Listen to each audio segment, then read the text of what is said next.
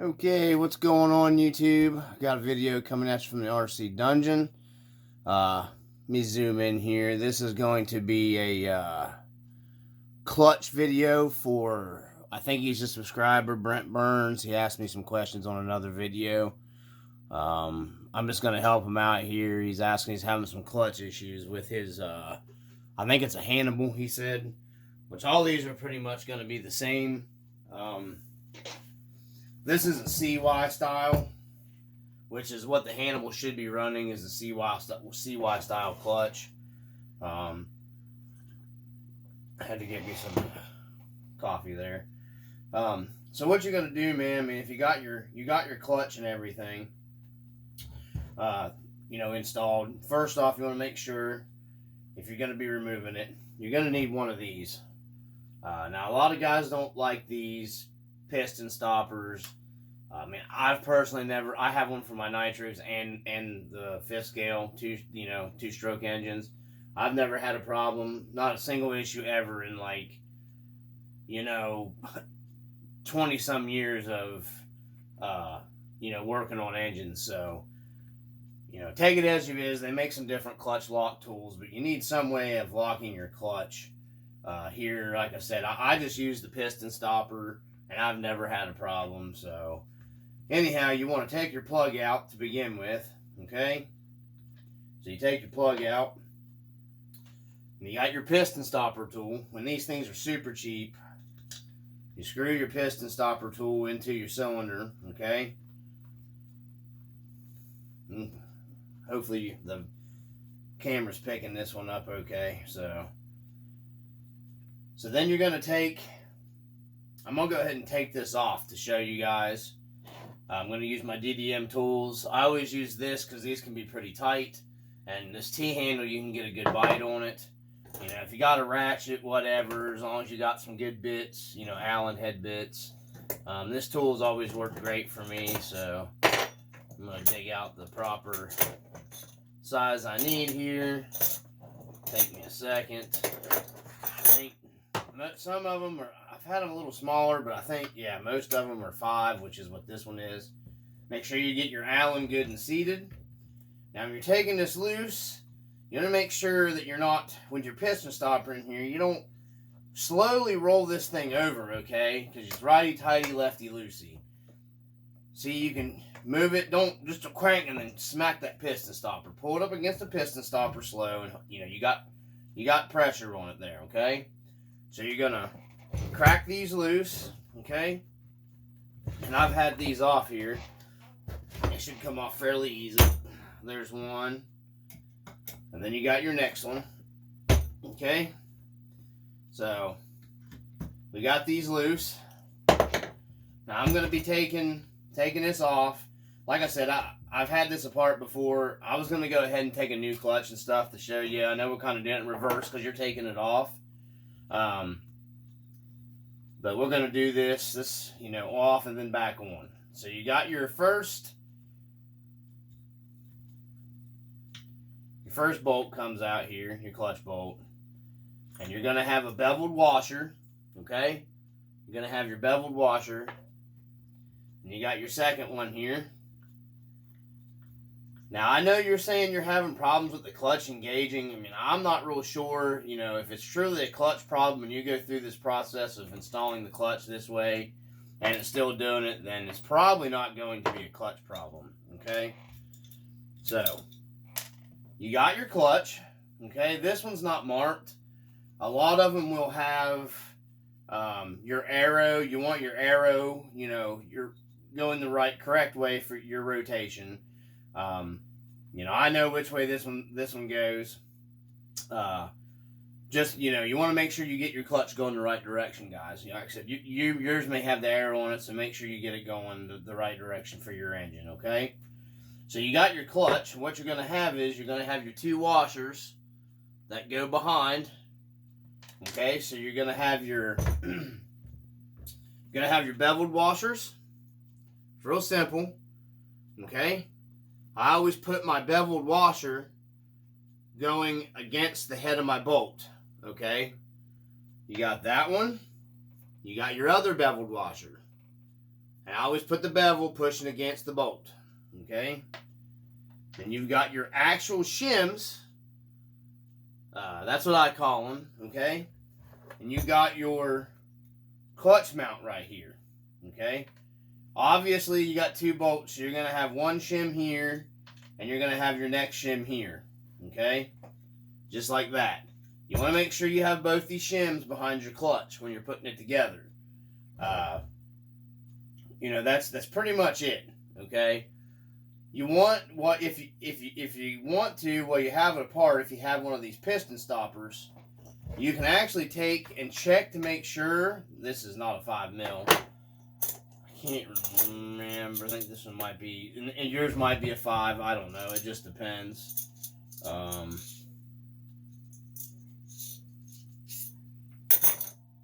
see here. You got your clutch mount here, and you're going to need, I use my flywheel removal tool to pop these off if they don't come off. But, you know, if you're having issues like you're having, you might want to check to make sure, you know, all this is tightened down. You know, this one I just had off here. But, you know, obviously, you know, I had this apart and then put it back together because I'm going to run this engine in another buggy. Let me turn this around to where I pull up against my piston stopper here. But, there we go. And we're just going to snug that back down. Now, when you're putting all this back down, man, you're going to want to use a little bit of blue Loctite on this. And make sure that this is, you know, set up good and everything. I always put just a little bit of blue thread locker on this. Not red or anything, just blue. Okay? So, when you pull out your bolt, you know, make sure you use a little bit of blue thread locker when you put it back together. Now, on your clutch, one thing you want to check too, you might be having problems with. You got your bolt, okay? You want to check and make sure your bolt moves inside, excuse me, my allergies. Your bolt moves inside your clutch freely, okay? It spins freely. That it's not binding and it's not tight in there. Because that can be causing you issues too. I've had that happen to me before where somebody forced the wrong, because you can see that bolt is shanked, right? Now, I've actually bought clutches, you know, just bought some, I don't even know what brand they were, off-brand clutches that had the 8K spring. And the clutch shoes be fantastic and everything, but the bolts they send me actually didn't fit their clutch. These were so tight, you couldn't hardly turn them. Okay? So, if that's the case, if it's not super tight, you can take a little bit of emery cloth or 320, 400 grit sandpaper and just kind of go around your bolt here on your, and smooth it out until you get to where, you want it to be able to move freely. And then I used to, I don't any longer. I used to take a little bit of graphite and put around here, graphite lube. You want to be careful what you put on, not like coat or anything, just a little bit of graphite lube. And then I would put it back in there. See how these move freely. Make sure your clutch, your bolts, your mounting bolts are moving freely. And make sure your spring-loaded washers, you got those. So, that's some problems that you might run into. Like I said, I've had that happen to me before, and it caused some clutch issues. It caused some binding. The clutch wasn't engaging very well, and then when it did, it didn't want to disengage. I'm guessing that's probably more along the lines that what you're running into with your clutch not running free. I mean, like I said, especially if it was an off-brand clutch. That's happened to me, I think, actually twice now.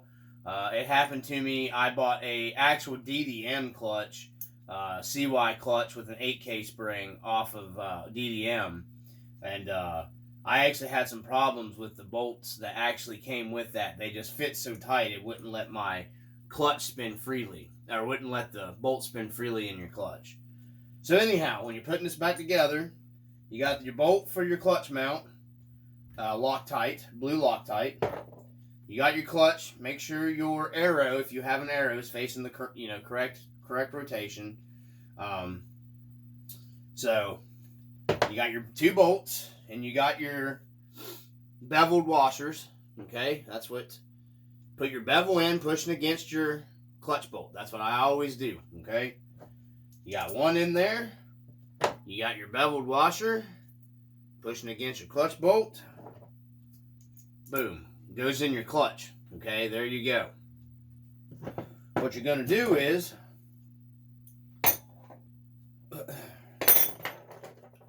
you got your two shims. I always take my two shims.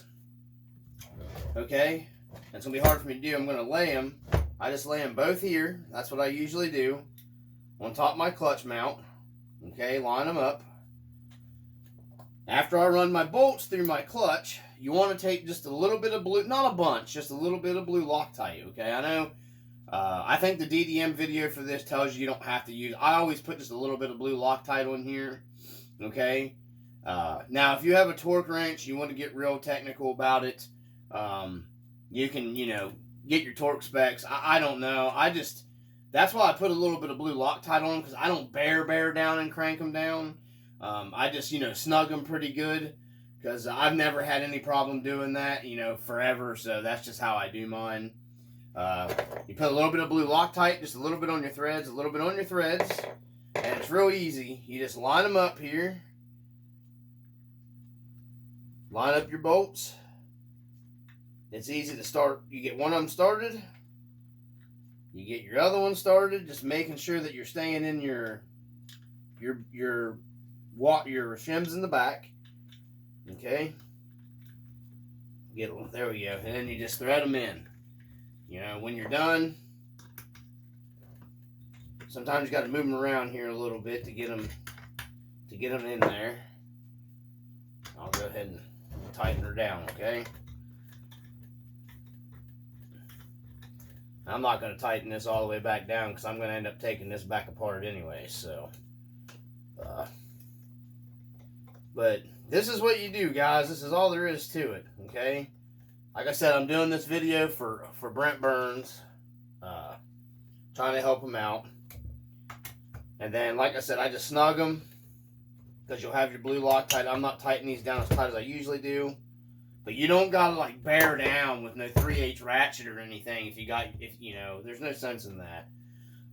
Then just remove your piston stopper, or however you're holding the clutch to keep it from moving, and then, you know, screw your plug back in. That's all you got to do, man. That's it for the clutch. There's not really anything fancy. But yeah, check your bolt to make sure your clutch perch mount is actually, you know, seated down on and it's tight. And make sure those bolts are turning freely inside that clutch. Because if those bolts aren't turning freely inside that clutch, I almost guarantee you if that's your problem. I mean, if your idle's good, if your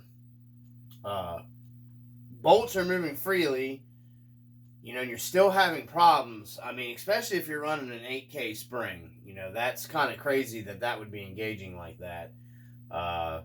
You know, but I'm guessing, like I said, I had major issues with my G340. So, but that's it. That's all there is to the clutch install. You're ready to rock and roll after that. Just bolt it back in or do whatever.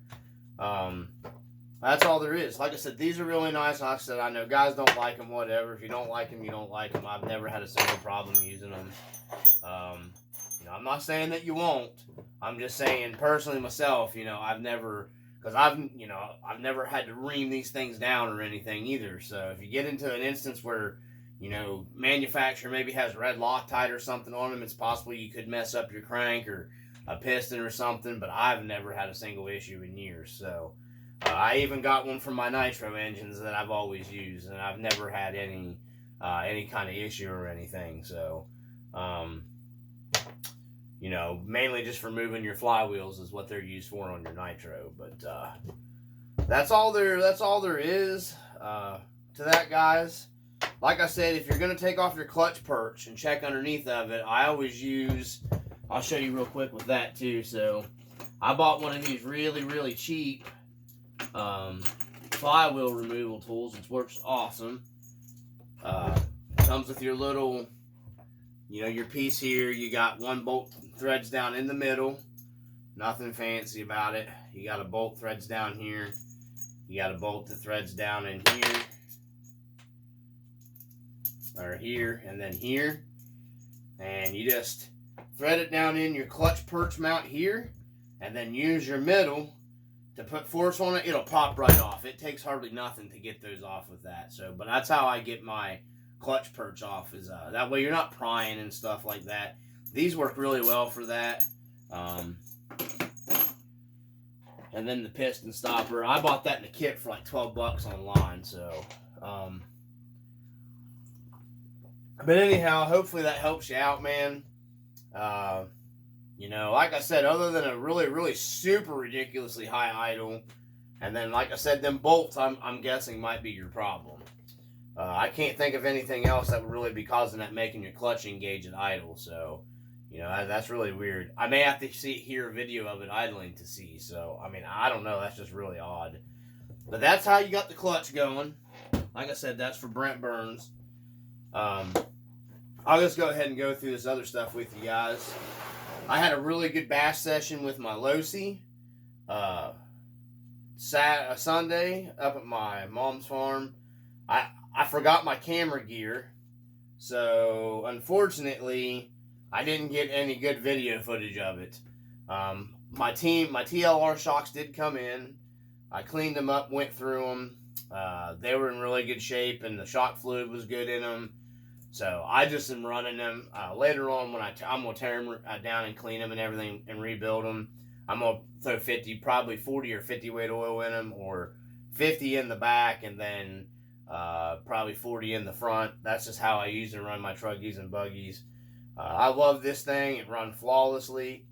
Other than I keep blowing the pipe off of it no matter what I do, which I'm getting ready, going to be doing an upgrade to that pipe either way. So I did bend the front shock tower on it here. You can't really tell in the camera. You might be able to if you can from there, but it's tweaked on this side. Didn't bend my shock, I don't think. I haven't taken it off to look at it, which I hope not, because these shocks were crazy, actually kind of hard to find. So I hope I didn't bend the shock. It doesn't feel it. It travels smooth and everything. So, and it didn't bend it horribly bad. It just bent it a little bit. But I ordered the TLR 4.0 shock towers for them for the buggy. I'm waiting for them to come in I'm gonna swap all that over. I'm gonna get ready to order the TLR top brace here, and then probably an aluminum rear brace and an aluminum front brace here. And then I'm not putting anything else on it. Upgrade wise, probably not even the knuckles or anything, because I don't want to get it super heavy or anything. This thing's performing super great. It's one of my favorite nitro RCs I think I've ever owned. I'm looking at a Kyosho M9 buggy that I'm thinking about getting. Watching Woogie Nitro, Woogie doing the nitro buggies has gotten me, you know, I love these buggies, man. But anyways, got some other stuff coming. I'm still working on some stuff. I'm going to do another video here. I ran into some problems I'm not going to go over right now. I'm going to do a separate video for the shorty over here. I'll turn the camera so you guys can see it. Let's see here. I'm going to turn the camera and then I'll turn it up here. Don't knock the phone out. Okay. I run into some issues with the shorty Baja, the Q, with the CNC parts. It's pretty much all together now, but I'm just going to go over some of the issues of some stuff that's, you know, to help you guys out that I ran into, which was really weird. But yeah, I've got some other stuff coming and some other stuff to go over. We're going to be doing, let me turn the camera back again and turn it up. Sorry guys, I'm giving you motion sickness probably here, but right there, the engine laying up there, I'm going to do a video of getting it broke free, taking it apart and everything, going over that with you guys. That'll be probably a little while because I've got some other stuff going on. I want to do the Baja 5, the shorty video first. But yeah, we're going to be getting this thing broke free. I'm going to show you guys taking it apart and everything. So anyhow, I just wanted to go over that. Like I said, this main video was for Brent Burns and the clutch issues and stuff that he's having with his Hannibal. So hopefully we got everything straightened up. Hopefully he can get it figured out. Like I said, buddy, I don't know. You may have to get me a video of it. I'll try to help you as much as I can. For sure, check and make sure those bolts are moving freely in that clutch. So, because they can be a big culprit, can cause some problems if they're not moving freely inside of it. Okay. So, anyhow, from the RC Dungeon, peace. Keep the brightness alive.